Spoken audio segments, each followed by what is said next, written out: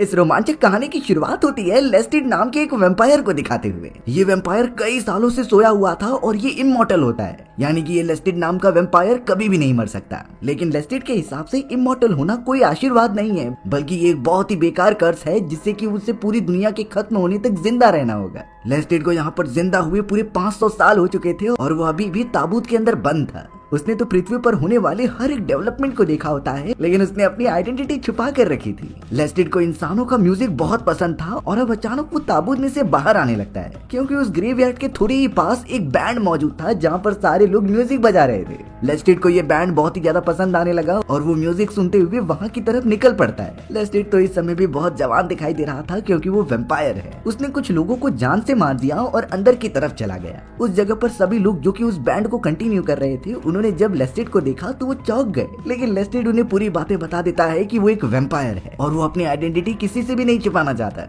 लेस्टिड की एक डील थी कि वो उन लोगों को नहीं मारेगा, लेकिन इसके लिए वो उनके बैंड में शामिल होकर म्यूजिक क्रिएट करेगा। उन बाकी लोगों के पास कोई ऑप्शन नहीं होता, नहीं तो लेस्टिड उन्हें जान से मार देगा। और अब होना क्या था, एक वैम्पायर यानी कि लेस्टिड उनकी टीम में शामिल हो गया और म्यूजिक प्रोडक्शन करने लगे। धीरे धीरे ये बातें अब सारे लोगों को पता चलने लगी थी कि एक वैम्पायर इंसानों के साथ मिलकर काम कर रहा है। उन सभी का वो बैंड कुछ ही समय के अंदर बहुत फेमस हो चुका था। उन्हें देखने के लिए दूर दूर की कंट्री से लोग आया करते थे। और अब यहाँ एक समय पर प्रेस कॉन्फ्रेंस हो रही होती है लेस्टिड और उसके पूरे बैंड वाली टीम की। हर एक न्यूज रिपोर्टर जानना चाहता था कि एक वैम्पायर को ऐसी कौन सी जरूरत पड़ गई जिससे वो इंसानों के साथ मिलकर काम कर रहा है। क्या लेस्टिड को अपनी आइडेंटिटी छुपाने की जरूरत नहीं है बाकी वैम्पायर्स की तरह? ये सारे सवाल लेस्टिड से ही पूछे जा रहे थे, क्योंकि उसके ऊपर ही सभी का ध्यान होता है। अब लेस्टिड ने सोचते हुए ये कह दिया कि वो बाकी वैम्पायर्स की तरह नहीं है। उसे अपने बारे में सारे लोगों को बताना था, जिससे उसके लाइफ के गोल सामने आ जाए। एक रिपोर्टर तो ये सवाल उठाता है कि लेस्टिड और उसकी टीम जो गाना बनाती है वो एक अजीब तरीके का मंत्र है और इसी मंत्र की वजह से लेस्टिड बाकी वैम्पायर्स को जिंदा कर रहा है। लेस्टिड ये बातें सुनकर एकदम हंसने लगा, क्योंकि ये कोई मजाक नहीं बल्कि सच्चाई थी। वो इन म्यूजिक का यूज अपने कई सारे वैम्पायर साथियों को जगाने के लिए करता था और हो सकता है कि इस बैंड में ज्वाइन होने का मकसद भी यही हो। इस बारे में अभी तक किसी को कंफर्मेशन नहीं थी, इसीलिए लेस्टिड ने उन्हें एक और कॉन्सर्ट के लिए इन्वाइट किया। लेस्टिड तो प्रेस कॉन्फ्रेंस में हर एक इंसान को वहाँ पर बुलाता है कि उस जगह पर सभी को सच्चाई का पता चल ही जाएगा। थोड़े समय में ही प्रेस कॉन्फ्रेंस बंद हो जाती है। अब हमें जेसी नाम की एक लड़की दिखाई जाती है जो कि आराम से सो रही थी, लेकिन इस समय जेसी को एक सपना आ रहा होता है और उस सपने में वो छोटी हुआ करती थी। जेसी के सपने में उसके सामने उसकी आंट होती है जो यही कह रही थी कि तुम हमारे जैसे बिल्कुल मत बनना। हमने अपनी लाइफ में बहुत ही गलत काम किए हैं, इसीलिए हमारी लाइफ ऐसी बन चुकी है। लेकिन उसकी आंट जेसी को इन राहों पर चलने से मना कर रही थी। अब अचानक जेसी की आंट की आंखों से खून निकलने लगा। जेसी उस खून को टच करती है और उसे टेस्ट करने के लिए आगे बढ़ती है, पर उसकी आंट ने जेसी को रोक लिया था। इन सारी चीजों से हमें इतना तो पता चलता है कि जेसी की आंट भी वैम्पायर है और वो बिल्कुल भी नहीं चाहती कि उनकी तरह जेसी भी बने। अब जेसी सोकर उठ जाती है और उन्हीं सारी टेप रिकॉर्डिंग को देखने लगती है जहाँ पर लेस्टिड अपने ग्रुप के साथ गाना बजा रहा था। जेसी को वो सॉन्ग बहुत अजीब लगता है, इसीलिए उसने हर एक वर्ड को लिखकर उसे देखने लगी। जेसी को भी वही अनोखी चीजें पता चलती हैं कि ये कोई सॉन्ग नहीं बल्कि एक मंत्र है जिससे कि वैम्पायर्स को जिंदा किया जा सकता है। जैसे तुरंत ही अपनी रिपोर्ट्स तैयार करके अपने उस कंपनी में चली गई थी जो कि पैरानॉर्मल चीजों पर काम करती है। उसने अपने सारे मैनेजिंग डायरेक्टर्स को ये बातें बताई कि कैसे ये पूरी बैंड की टीम इस तरीके के गाना बना रही है जिससे एक्चुअल में वैम्पायर्स को जिंदा किया जा सकता है। जेसी का मानना था कि उन्हें लेस्टिड और उनकी टीम पर इन्वेस्टिगेशन करना चाहिए और सच्चाई सामने लानी चाहिए। थोड़े समय के अंदर वहाँ जेसी का बॉस आ गया जिसका नाम डेविड होता है। डेविड जेसी की बात से कन्विंस हो चुका था, इसीलिए अब कुछ इंपॉर्टेंट बात बताने के लिए वो जेसी को अपने कमरे में लेकर जाता है। डेविड तो जेसी को प्रूफ के लिए कई सारी फोटोज दिखा रहा था जिसके अंदर एक अजीब तरीके के वैम्पायर्स का इंक्लूजन होता है। ये एक बहुत ही मिस्टीरियस वैम्पायर था जिसका नाम मैरियस था। अपने रिसर्च के अकॉर्डिंग डेविड ने ये पता लगाया है कि मैरियस वो पहला वैम्पायर था जिसने कि लेस्टिड को भी वैम्पायर में कन्वर्ट किया होता है। ये सारी चीजें डेविड को लेस्टिड की एक डायरी में मिली होती है। जेसी को भी अब लेस्टिड द्वारा लिखी गई उस डायरी को पढ़ना था और सच्चाई जाननी थी। डेविड उसे डायरी देने के लिए मान तो जाता है, लेकिन वो कहने लगा कि इसके बाद तुम वैम्पायर्स के पीछे मत जाना, वो बहुत ही खतरनाक हो सकते हैं और इंसानों की जान लेने से जरा भी पीछे नहीं हटते। डेविड ने तो अब जेसी को लेस्टिड की वो डायरी दे दी होती है जिसके अंदर उसने अपने लाइफ से रिलेटेड बहुत सारी बातें लिखी थी। अब ये पूरा सीन कहानी पढ़ते हुए पास्ट में आ जाता है जब लेस्टिड एक नॉर्मल इंसान हुआ करता था। लेस्टिड तो एक सोल्जर होता है जो कि जंग में बहुत ही अच्छा कंट्रीब्यूशन प्रोवाइड कर रहा था, लेकिन लेस्टिड को बहुत ज्यादा चोट लगी थी, इसीलिए वो बेहोश हो गया। जब उसने अपनी आंखें खोली तो वो एक अजीब से महल में था। ये महल किसी और का नहीं बल्कि मैरियस नाम के उस खतरनाक वेम्पायर का होता है और मैरियस ने अपने फायदे के लिए लेस्टिड को यहाँ पर लेकर आया है। लेस्टिड को कुछ समझ नहीं रहा था और उसकी बॉडी बहुत कमजोर हो चुकी थी, लेकिन मैरियस उसे सब समझाता है कि तुम्हारी जान तभी बच सकती है जब तुम मेरा खून पी लो। इससे लेस्टिड भी एक वैम्पायर में कन्वर्ट हो जाएगा और उसके अंदर कई सारी पावर्स आ जाएंगी। मैरियस लेस्टिड को अपना असिस्टेंट बनाना चाहता था जिससे वो दोनों मिलकर आतंक फैलाएं और अपनी कम्युनिटी को बढ़ाते रहें। लेस्टिड के पास कोई और ऑप्शन नहीं था, इसीलिए उसे मैरियस का खून पीना ही पड़ा। थोड़ी देर के अंदर लेस्टिड के बॉडी में चेंजेस होने लगे और वो भी मैरियस की तरह एक वैम्पायर में बदल गया। लेस्टिड की पूरे बॉडी के जख्म ठीक हो जाते हैं और वो पहले से ज्यादा ताकतवर फील कर रहा था। अब मैरियस तो लेस्टिड को बाहर लेके जाकर वैम्पायर से रिलेटेड सारी बातें बता रहा होता है। उसने कहा कि हम वैम्पायर इंसानों को मारकर उनका खून पीते हैं जिससे कि वो वैम्पायर जिंदा रह पाते थे, लेकिन हम सभी को सूर्य की रोशनी से दूर रहना पड़ेगा क्योंकि इससे हमारी बॉडी कमजोर हो जाती और अगर ज्यादा समय तक हम सूर्य की रोशनी में रहेंगे तो हमारी मृत्यु हो जाएगी। मैरियस जिस तरीके से बता रहा था लेस्टिड वही परफॉर्म करता है क्योंकि फिलहाल के लिए मैरियस ही उसका गुरु है। अब लेस्टिड और मैरियस दोनों ट्रैवल करते हुए एक बीच के किनारे पहुंच जाते हैं। वहाँ पर एक फादर अपनी बेटी को वायलिन प्रैक्टिस करा रहा था। दोनों बैठकर काफी मजे करते हैं, लेकिन अब मैरियस ने जानबूझकर लेस्टिड को वहाँ भेज दिया। लेस्टिड जैसे ही उस फादर और डॉटर के पास जाता है तो वो रह नहीं पाया और उसने भी वायलिन उठा लिया। जैसे जैसे सॉन्ग बजता जा रहा था वो उस वायलिन को बजाने लगा। ऐसा लग रहा होता है कि लेस्टिड को म्यूजिक में बहुत ज्यादा इंटरेस्ट है। वो तो बहुत ही ज्यादा मग्न हो गया था वायलिन बजाने में, पर अब वैम्पायर होने के कारण लेस्टिड की आंखें चमकने लगी, जो कि उस लड़की का फादर नोटिस कर लेता है। वो फादर तुरंत ही अपनी बेटी को लेके वहाँ से भागने की कोशिश करने लगा, पर अब पीछे से एंट्री होती है मैरियस की। मैरियस ने उस आदमी को पकड़ लिया और उसे काटकर उसकी जान ले ली। मैरियस लेस्टिड को यहाँ पर आदेश देता है कि तुम उसकी डॉटर को जाकर मार दो। लेस्टिड इस समय सिर्फ और सिर्फ मैरियस की बात मानता था, तो वो बिना कुछ सोचे समझे उस लेडी के पास जाकर उसकी जान ले लेता है। लेस्टिड का किसी की भी जान लेना ये बिल्कुल भी मन नहीं था क्योंकि वो इससे पहले एक सोल्जर होता है। उसने तो सिर्फ और सिर्फ अपनी जिंदगी में लोगों की जानें बचाई थी, लेकिन अब मैरियस के साथ रहकर उसकी भी बिहेवियर एकदम से चेंज होते जा रहा है। लेस्टिड तो अब घर पर भी आकर वायलिन की प्रैक्टिस कर रहा था जैसे उसे म्यूजिक से लव हो गया है। अचानक उसका बो नीचे गिर जाता है जिसे कि उठाने के लिए वो एक अलमारी को साइड करने लगा, लेकिन जमीन पर लेस्टिड को एक अजीब तरीके का लीवर दिखाई दिया जिससे कि वो घुमा देता है। ऐसा करते ही एक हिडन दरवाजा ओपन हो गया जिसके अंदर लेस्टिड जाकर देखने लगा। वहाँ पर तो एक अजीब सा चैम्बर होता है जो सीक्रेटली बनाया गया था। आगे चलकर जाने पर लेस्टिड को दो मूर्ति दिखाई देती है। वो दोनों मूर्तियाँ कुछ अजीब सी लग रही थी। लेस्टिड जब उनके सामने भी वायलिन बजाने लगा तब अचानक एक फीमेल की मूर्ति अपना हाथ आगे कर लेती है। लेस्टिड अभी तक कुछ समझा नहीं था, फिर भी वो अपने डाउट्स क्लियर करने के लिए उस मूर्ति के पास जाता है। लेस्टिड अब जैसे उनके हाथों को बड़े गौर से दिख रहा था तो पता चला कि इसके अंदर नर्व सेल्स मौजूद हैं, यानी कि ये दोनों मूर्तियों के अंदर जान मौजूद है।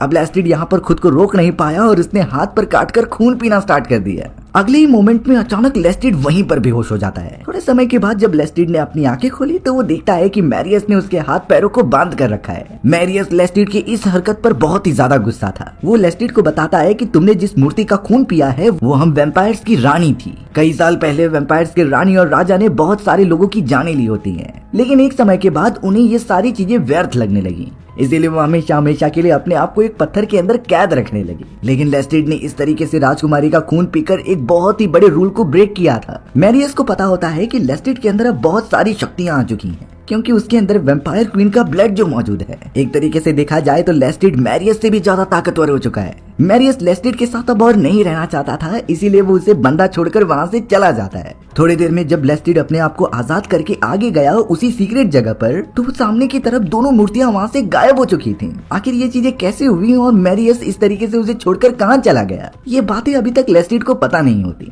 लेस्टिड इस समय बहुत ही ज्यादा गुस्से में होता है। अब ये पूरी कहानी प्रेजेंट में आ जाती है जहाँ पर जेसी वो सारी किताबें पढ़ रही थी। यहाँ जेसी को तो लेस्टिड के बारे में सारी जानकारी मिल चुकी थी, लेकिन वो उन वैम्पायर्स के बारे में और भी जानना चाहती है। तो जैसे बिना देरी किए निकल पड़ती है उस क्लब हाउस में जहाँ पर कई सारे वैम्पायर्स इंसानों के साथ मौजूद थे।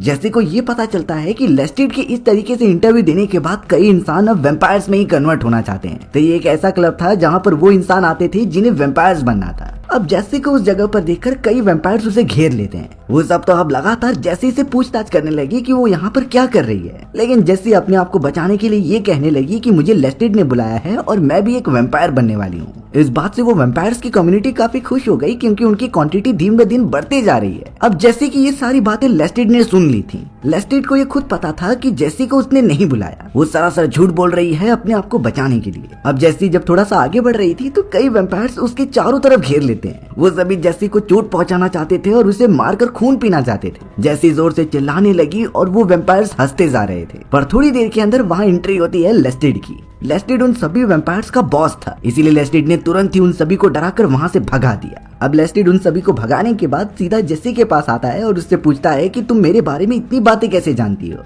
जेसी तो ये भी बताने लगी कि उसे सब कुछ पता है कि कैसे मैरियस ने तुम्हें वैम्पायर बनाया। पर लेस्टिड इससे ज्यादा चौंका नहीं, क्योंकि उसने अपने बारे में सब कुछ पब्लिकली एक बुक के अंदर लिख दिया था और उसे पता होता है कि उसी किताब को जेसी ने पढ़ा है और उसके बारे में जाना है। जेसी लेस्टिड से कुछ पूछना चाहती थी पर वो बिना जवाब दिए वहाँ से चला जाता है, जैसे कि लेस्टिड को इन चीजों से कुछ फर्क ही नहीं पड़ता हो। अब वहाँ डेविड जेसी को कॉल लगा के उसे समझाता है कि तुम्हें वापस आ जाना चाहिए। तुम अगर उन वैम्पायर्स के पीछे जाओगी तो तुम्हारी जान खतरे में पड़ सकती है। लेकिन अब जेसी ने डिसाइड किया कि वो लेस्टिड के होने वाली एक बहुत ही बड़ी कॉन्सर्ट के अंदर जाएगी। उस कॉन्सर्ट में कई अमाउंट ऑफ वैम्पायर्स भी मौजूद होंगे। पर अब डेविड जेसी को वार्निंग देने लगा कि तुम्हें वहाँ नहीं जाना चाहिए, क्योंकि लेस्टिड ने जिस तरीके से वैम्पायर कम्युनिटी के सीक्रेट बाहर ला दिए हैं, कई वैम्पायर्स नहीं चाहते कि लेस्टिड जिंदा रहे। तो हो सकता है कि उस कॉन्सर्ट में लेस्टिड पर हमला हो उसकी जान लेने के लिए। लेकिन जेसी को इससे कुछ फर्क नहीं पड़ता था, उसे वैम्पायर्स के बारे में डीप इन्वेस्टिगेशन करनी ही थी। तो वो डेविड के मना करने के बावजूद भी चल पड़ती है उस बड़े से कॉन्सर्ट में। अब कई सालों बाद लेस्टिड से मिलने के लिए मैरियस आया था। मैरियस को देखकर लेस्टिड चौंकता नहीं और उसे बैठकर बातें करने लगता है। मैरियस तो लेस्टिड को बताने लगा कि एक बहुत ही बड़ा खतरा सामने आ चुका है, क्योंकि लेस्टिड के गाने की वजह से बहुत सारे वैम्पायर्स के साथ साथ वैम्पायर्स की रानी भी जाग चुकी है। उसने तो राजा की भी जान ले ली और वो आजाद होकर घूम रही है। मैरियस के अकॉर्डिंग वैम्पायर्स की रानी लेस्टिड के पीछे ही आ रही है, क्योंकि वो इस तरीके का गाना बजाता था। पर लेस्टिड को देखकर ऐसा बिल्कुल नहीं लगता कि वो रानी से डर रहा होता है। उसने कह दिया कि वैम्पायर्स की रानी को आने दो, मैं उससे फाइट करूंगा।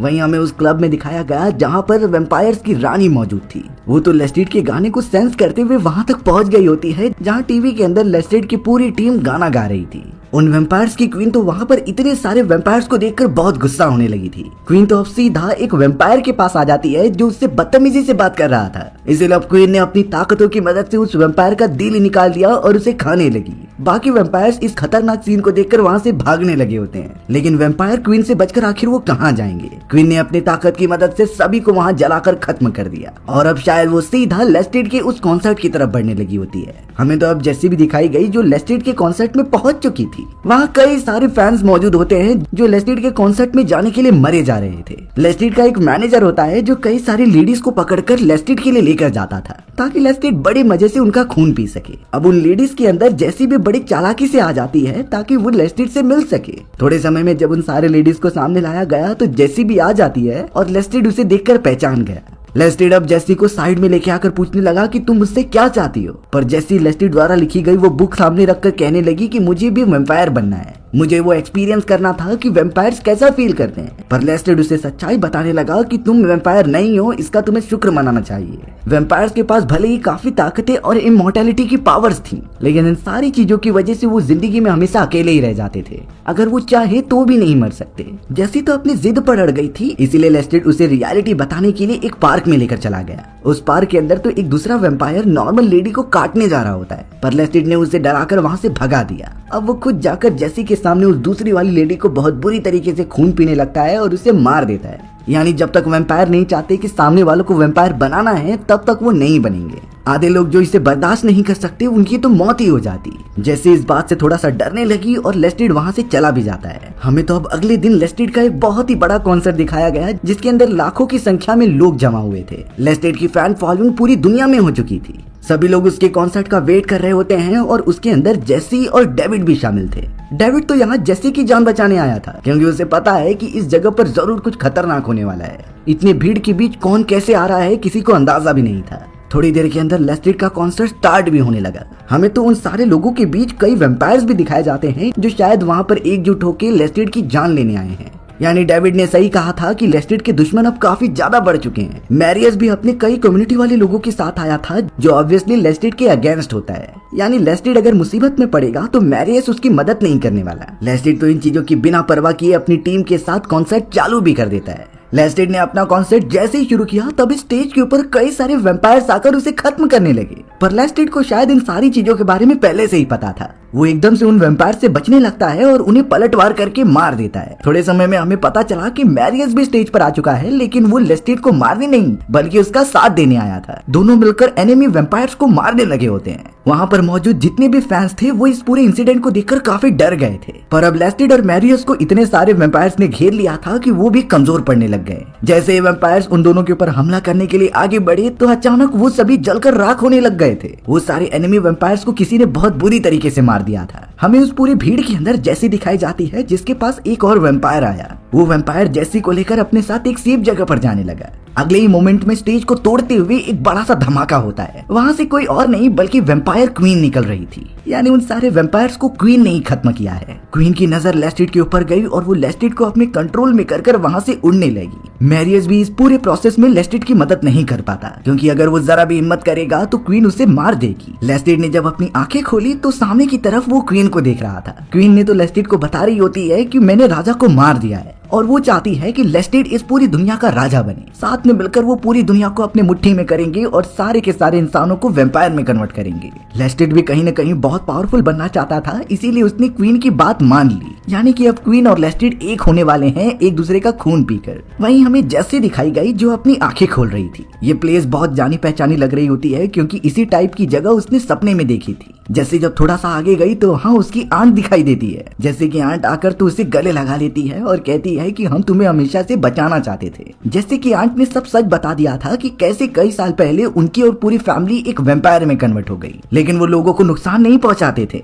जैसे कि मॉम एंड डैड के मरने के बाद उन्होंने ही उसका ख्याल रखा। जैसे कि आंट और उसके वेम्पायर की पूरी टीम चाहते थे कि वो क्वीन को पूरी तरीके से खत्म करे, क्योंकि वो लोगों को नुकसान पहुंचाती है। जैसे उन सारे वेम्पायर्स के अंडर में है तो वो सुरक्षित रहेगी। यहाँ पूरी रात लेस्टिड ने क्वीन के साथ गुजारी थी और उसने उसका खून भी पी लिया था। सुबह होने पर जब लेस्टिड अपनी आंखें खोलता है तो बाहर से आने वाली सूर्य की रोशनी से वो पहले तो काफी डरने लगा, क्योंकि वेम्पायर सूर्य की रोशनी में नहीं जा सकते थे। लेकिन उसकी बॉडी पहले की तरह जल नहीं रही होती। जब लेस्टिड थोड़ी हिम्मत करके सूर्य की रोशनी में जाता है तो उसकी बॉडी पर कुछ भी निशान नहीं आते और वो बड़ी आसानी से सूर्य की रोशनी में घूम पा रहा था। यानी लेस्टिड की बॉडी सूर्य की रोशनी से इम्यून हो चुकी है। ये सिर्फ और सिर्फ वेम्पायर क्वीन के ब्लड को पीने की वजह से हुआ था। लेकिन लेस्टिड ने देखा कि उस जगह पर जितने भी लोग थे, क्वीन ने उसे बुरी तरीके से मार दिया है। पूरी जगह एकदम से ग्रेवयार्ड बन चुकी थी। इतने लोगों की जान लेस्टिड ने तो अपनी जिंदगी में नहीं ली होती। थोड़े समय में क्वीन वहाँ पर पहुंची और लेस्टिड को बताने लगी कि मेरा खून पीने से ही तुम इम्यून बन चुके हो और हम इसी तरीके से साथ मिलकर पूरी दुनिया पर राज करेंगे।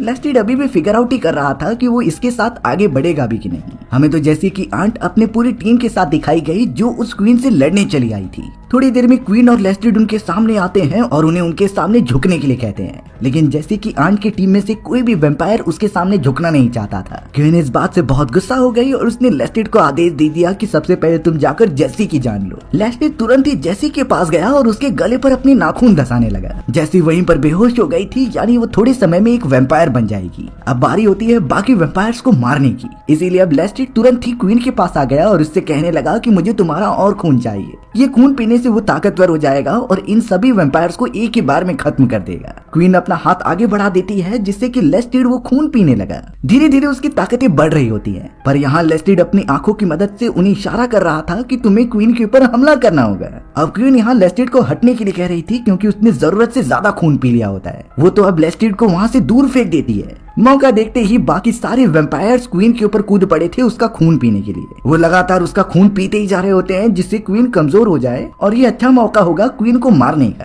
क्वीन ने अपनी काली ताकतों की मदद से कई वेम्पायर्स को तो खत्म कर दिया, लेकिन तब तक उसका बहुत सारा ब्लड निकल चुका होता है। लेस्टिड भी अंत में आकर उसका आखिरी खून पीने लगा, जिससे कि अगर वो खत्म कर देगा तो वो भी मर जाएगा। इसीलिए अब जैसे कि आंट लेस्टिड को रोक देती है। आखिरी खून पीने के लिए वो खुद ही आगे बढ़ी, क्योंकि वो अपनी जान की कुर्बानी देना चाहती थी। पूरा खून पीने के बाद क्वीन पत्थर में कन्वर्ट होकर वहीं खत्म हो जाती है। अफसोस की बात थी कि जैसे कि आंट भी नहीं बच पाई, यानी दुनिया पर से सबसे बड़ा खतरा हट चुका था। लेस्टिड तो अब जेसी को सही सलामत लेकर सीधा डेविड के पास पहुंचा। डेविड एकदम चौंक जाता है, क्योंकि अब जेसी भी एक वेम्पायर बन चुकी है। जेसी भी शुरुआत से यही चाहती थी और अब वो लेस्टिड के साथ ही अपनी जिंदगी गुजारेगी। लेस्टिड ने अपने और वेम्पायर्स के बारे में सारी बातें उस किताब में लिखी थी, जिसे कि वो डेविड को दे देता है, क्योंकि डेविड ही एक ऐसा इंसान है जिस पर वो भरोसा कर सकते थे। लेस्टिड और जेसी तुरंत ही निकल पड़े वहाँ से अपनी एक नई जर्नी की तरफ और हमारी कहानी यहीं पर खत्म हो गई।